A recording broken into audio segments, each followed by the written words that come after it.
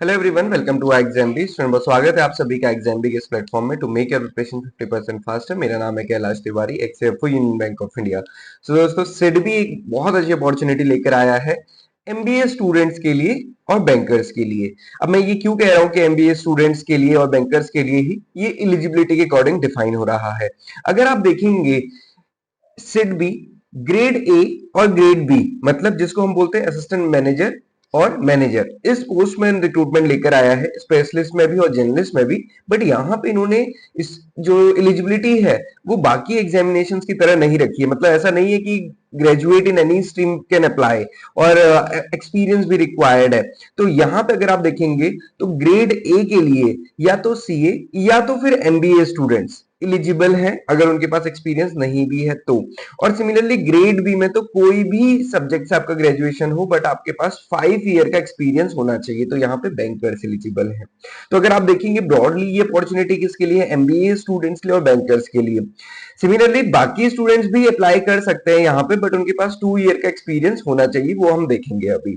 तो सिडबी आप देखोगे अगर प्रेजेंट में हम देखें, क्योंकि सैलरी भी अच्छी है, अगर सैलरी और उसकी बात कर ले पहले अगर हम, तो यहाँ पे अगर आप सैलरी देखेंगे ग्रेड ए में ये 1 लाख अप्रॉक्स है। और मैंने ये पहले भी बताया कि ये सैलरी ना आपकी ज्वाइनिंग तक 1,15,000 प्लस हो जाएगी, क्योंकि ये according to the 11th bipartite settlement है। वेज रिवीजन होना है जो अभी ड्यू चल रहा है, तो वो अभी कुछ दिनों में हो जाएगा। और यहाँ पे वैकेंसी देखेंगे तो 50 वैकेंसीज है। सिमिलरली अगर आप ग्रेड बी की देखेंगे तो यहाँ पे जो सैलरी है वो 1,15,000 है, तो अगेन ये इंक्रीज होकर 1,30,000 या 35,000 तक हो जाएगी। और यहाँ पे वैकेंसीज कितनी है, 22। यहाँ पे आप देखेंगे ग्रेड बी में जर्नलिस्ट के लिए 10 है, लीगल के लिए 6 है और आईटी के लिए 6 है। तो ये टोटल वैकेंसीज यहाँ पे है। अब आपको ओवरऑल क्या समझना है, अपनी एलिजिबिलिटी के अकॉर्डिंग आप किसी में भी एलिजिबल है उसमें आपको अप्लाई करना है, क्योंकि यहाँ पे स्टूडेंट्स काफी कम होंगे। मतलब हम ये मान सकते हैं कि कंपटीशन रिलेटिवली बाकी एग्जामिनेशन के अकॉर्डिंग थोड़ा सा यहाँ पे कम होने वाला है। क्यों ऐसा, आप सबसे पहले यहाँ पे एजुकेशनल क्वालिफिकेशन देखिए। असिस्टेंट मैनेजर के लिए देखिए, आपका ग्रेजुएशन अगर कॉमर्स में है, इकोनॉमिक्स में है, मैथ्स में है, स्टैट्स में है, बिजनेस एडमिनिस्ट्रेशन या इंजीनियरिंग में, तभी आप एलिजिबल हैं। ओके। सिमिलरली कंपनी सेक्रेटरी है, अगर इन दोनों में से आपके पास कोई भी एक चीज है, मतलब मान लीजिए आप ग्रेजुएट हैं कॉमर्स में या फिर ग्रेजुएट है बिजनेस एडमिनिस्ट्रेशन या इंजीनियरिंग में, देन आपके पास 2 इयर्स का एक्सपीरियंस होना चाहिए, और वो भी किसमें, क्रेडिट डिस्पेंसेशन में। दोस्तों, बैंक में आप कैशियर पोस्ट में है, स्पेशल असिस्टेंट पोस्ट में है, या फिर आप जनरल बैंकिंग ऑफिसर हैं, या फिर आप रिटेल देखते हैं, तो भी आप इसमें एलिजिबल फिर नहीं होंगे। तो अगर आपके पास ये दोनों में से कोई भी कैटेगरी में आप बिलोंग करते हैं, तो आपके पास फिर 2 ईयर का एक्सपीरियंस होना चाहिए, वो भी क्रेडिट डिस्पेंसेशन में, वो भी किसमें, एमएसएमई और कॉर्पोरेट में ही सिर्फ, रिटेल वगैरह का नहीं कंसिडर किया जाएगा। देन सिमिलरली आप देख सकते हैं, या अगर आप सीए हैं या फिर आप एमबीए हैं, फिर आपको इस एक्सपीरियंस की जरूरत नहीं। इसलिए मैं कह रहा हूं कि ये बहुत, जो क्योंकि बहुत रेयर होता है, रेयर तो क्या नहीं होता है, बट बहुत सारे स्टूडेंट्स होते हैं, बट अगेन इन सब्जेक्ट में ग्रेजुएशन और फिर सिर्फ और सिर्फ एमएसएमई का एक्सपीरियंस, ये होना थोड़ा रेयर तो है ही। बट क्या थोड़ा सा कॉमन है, वो ये है कि आपका एमबीए, और यहाँ पे इन्होंने ये नहीं लिखा कि एमबीए इन फाइनेंस, एमबीए किसी भी स्ट्रीम में, तो MBA in any discipline will work. तो यहाँ पे एमबीए या फिर पीजीडीएम है आपका किसी भी डिसिप्लिन में, तो आपका काम चलेगा। मतलब आप देन उसके बाद बिना एक्सपीरियंस के भी आप इसमें एलिजिबल हैं। तो ये बेस्ट अपॉर्चुनिटी है एमबीए स्टूडेंट्स के लिए, या फिर हम कह सकते हैं सीए के लिए। ओके, एक्सपीरियंस आप देख सकते हैं, बैंकिंग सेक्टर का एक्सपीरियंस ही यहाँ पे चाहिए। Then manager in grade B में अगर आप देखेंगे तो यहाँ पे तो ग्रेजुएट आप किसी भी सब्जेक्ट से हो कोई फर्क नहीं पड़ता, ग्रेजुएट या पोस्ट ग्रेजुएट हो, मार्क्स आपके 60% होने चाहिए, यहाँ पे 55% होने चाहिए, बट आपके पास 5 इयर्स का एक्सपीरियंस होना चाहिए। और एक्सपीरियंस कैसा, again same.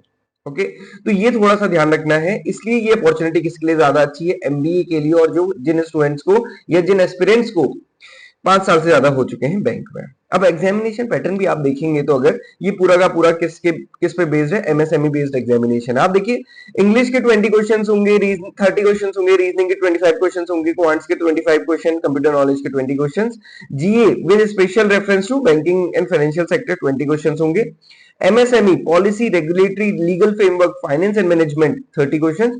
Similarly stream specific subject, अब आप देखेंगे कि जो ग्रेड ए है उसमें कोई भी स्ट्रीम नहीं है, सब जनरल स्ट्रीम ही है, तो वहां पे जनरल स्ट्रीम में भी अगेन कौन से क्वेश्चन पूछे जाएंगे, एमएसएमई के। तो आप ये देख सकते हैं कि 80 मार्क्स का तो यहाँ पे एमएसएमई ही पूछा जाने वाला है। तो ये किस पे बेस्ड एग्जामिनेशन है, एमएसएमई बेस्ड एग्जामिनेशन। फेज 2 में आप देखेंगे तो यहाँ पे पेपर 1 होगा, जिसमें 3 क्वेश्चन डिस्क्रिप्टिव इंग्लिश के होंगे, 75 मार्क्स के, 75 मिनट्स होंगे।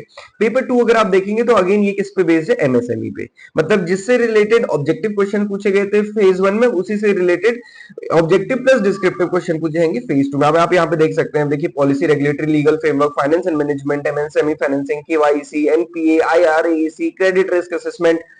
क्वेश्चन रिलेटेड टू देखिए investment banking, merchant banking, alternate investment funds, asset reconstruction company, promotion and development of MSME.